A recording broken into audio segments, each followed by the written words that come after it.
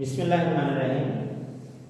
প্রিয় শিক্ষার্থী বন্ধুরা, আমরা অনুশীলনী 7 নম্বরের সমাধান করছি। মনে করি কোনো আসল হচ্ছে 100 টাকা, মুনাফা আসলে দ্বিগুণ হলে সেটা হবে 100 গুণ 2 সমান হবে 200 টাকা। তাহলে মুনাফা হবে 100, 200 থেকে যদি আমরা ওই আসল 100 বাদ দিই তাহলে 100 টাকা।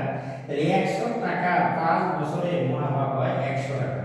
তাহলে 100 টাকা এক বছরের মুনাফা হচ্ছে কত? 20 টাকা। তাহলে 100 টাকা এক বছরের মুনাফা হচ্ছে 20 টাকা, আর 5 বছরের মুনাফা হলো কত? তাহলে সুতরাং মুনাফা আসল হলো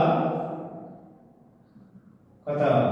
মুনাফা আসল হলো 120। তাহলে মুনাফা আসল 120 টাকা।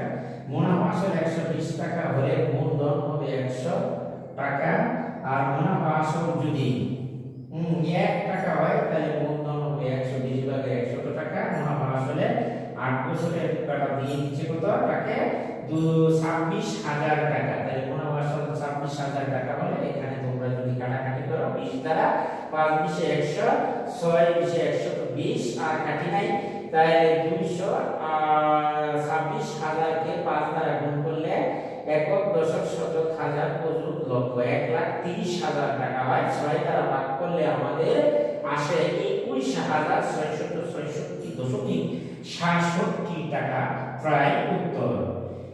আর আমার ভিডিওটি যদি তোমাদের কাছে ভালো লাগে তাহলে আমার চ্যানেলটিকে সাবস্ক্রাইব করবে এবং পাশে থাকা বেল আইকনটি বাজিয়ে দিলে, আর তোমাদের যদি কোনো সমস্যা বা কথা থাকে তাহলে কমেন্ট বক্সে জানিয়ে দিবা। আল্লাহ হাফেজ। আমি এখান থেকে বিদায় নিচ্ছি।